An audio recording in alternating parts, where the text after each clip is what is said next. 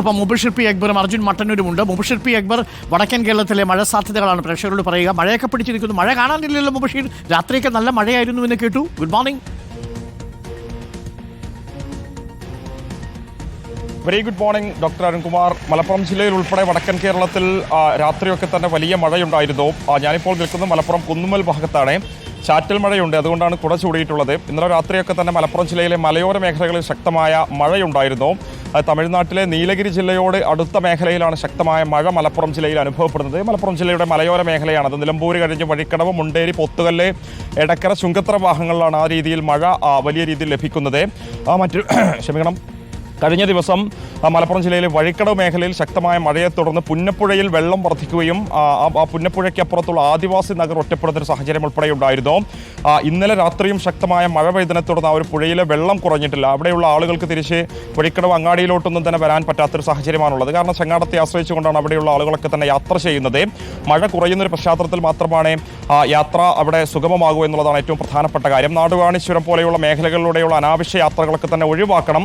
അത്യാവശ്യ ഘട്ടങ്ങൾ മാത്രമേ ആ ഒരു മേഖലയിലൂടെ യാത്ര ചെയ്യാൻ പാടുള്ളൂ. അത് മണ്ണ് ഇടിഞ്ഞു വീഴാൻ സാധ്യത ഉൾപ്പെടെ മുന്നിൽ കണ്ടാണ് ജില്ലാ ഭരണകൂടം അത്തരമൊരു നിർദ്ദേശം നൽകിയിട്ടുള്ളത്. കൂടാതെ മലപ്പുറം ജില്ലയിലെ പ്രൊഫഷണൽ വിദ്യാഭ്യാസ സ്ഥാപനങ്ങൾ ഒഴികെയുള്ള എല്ലാ വിദ്യാഭ്യാസ സ്ഥാപനങ്ങൾക്കും ജില്ലാ കളക്ടർ ഇന്നലെ തന്നെ അവധി പ്രഖ്യാപിച്ചിരുന്നു. ശക്തമായ മഴയുടെ ഒരു പശ്ചാത്തലത്തിലാണ് അവധി പ്രഖ്യാപിച്ചിരിക്കുന്നത്.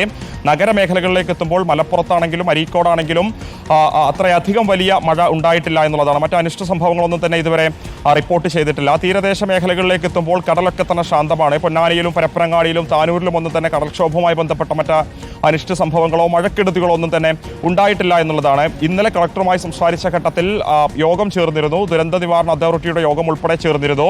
ഒരു ദുരിതാശ്വാസ ക്യാമ്പ് പോലെയുള്ള സംവിധാനങ്ങളൊന്നും തന്നെ നിലവിൽ തുറന്ന് പ്രവർത്തിക്കേണ്ട സാഹചര്യം മലപ്പുറം ജില്ലയിൽ ഇല്ല എന്നുള്ളതാണ് കളക്ടറും വ്യക്തമാക്കിയിട്ടുള്ളത്. അങ്ങനെ പ്രത്യേകത്തിൽ എന്തെങ്കിലും സാഹചര്യം ഉണ്ടാകുകയാണെങ്കിൽ അതിനനുസരിച്ചുള്ള നടപടികൾ സ്വീകരിക്കുമെന്നും കളക്ടർ ഈ ഒരു ഘട്ടത്തിൽ വ്യക്തമാക്കുന്നുണ്ട്. എന്തായാലും ഇടവിട്ട ചാറ്റൽ മഴ മലപ്പുറം ജില്ലയിലും വടക്കൻ കേരളത്തിൽ പൊതുവെ ബാക്കിയുള്ള ജില്ലകളിലൊക്കെ തന്നെ തുടരുകയാണ്. നേരത്തെ ഞാൻ പറഞ്ഞതുപോലെ നീലഗിരി മേഖലയിൽ ശക്തമായ മഴയുള്ളത് കൊണ്ട് തന്നെ മലപ്പുറത്തിന്റെ ഈ ഒരു അതിർത്തി പ്രദേശങ്ങൾ, വയനാട് ജില്ലയുടെ ആ ഒരു മേഖലകളിലൊക്കെ തന്നെ ജാഗ്രതാ നിർദ്ദേശമുണ്ട്. കാരണം നീലഗിരിക്ക് തൊട്ടു താഴെ നാടുകാണി, ഗൂഡല്ലൂർ, ദേവാല, ദേവർഷോല, തൊട്ടപ്പുറത്ത് ചേരമ്പാടിയാണെങ്കിൽ വയനാട്ടിലേക്ക് പോകുന്ന വഴി ആ നിലയിൽ ജാഗ്രത പുലർത്തണമെന്ന നിർദ്ദേശം തന്നെ നൽകിയിട്ടുണ്ട്. മലപ്പുറത്തിന്റെ മലയോര മേഖല കവളപ്പാറയിൽ ഉൾപ്പെടെ ആ നിലയിലുള്ള ജാഗ്രതാ നിർദ്ദേശം തന്നെയാണ് കൊടുത്തിട്ടുള്ളത്. എന്തായാലും ആശങ്കപ്പെടേണ്ട സാഹചര്യമില്ല.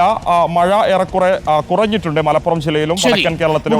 വടക്കൻ കേരളത്തിൽ മഴ കുറഞ്ഞു വരുന്നുണ്ട്. എന്നാൽ നമ്മൾ മഴയെ കരുതിയിരിക്കണം. മുബഷിർ പി അക്ബറാണ് കുടയൊക്കെ ചൂടി മലപ്പുറത്ത് നിന്നും വിവരങ്ങൾ നൽകിയത്. അർജുൻ മട്ടന്നൂർ നമുക്കൊപ്പം ചേരുന്നു. അർജുൻ മട്ടന്നൂർ ഉള്ളത് ശബരിമലയിലാണ്. സന്നിധാനത്ത് നിന്നുമാണ് അർജുൻ മട്ടന്നൂർ ചേരുന്നത്. അർജുൻ, സ്വാമി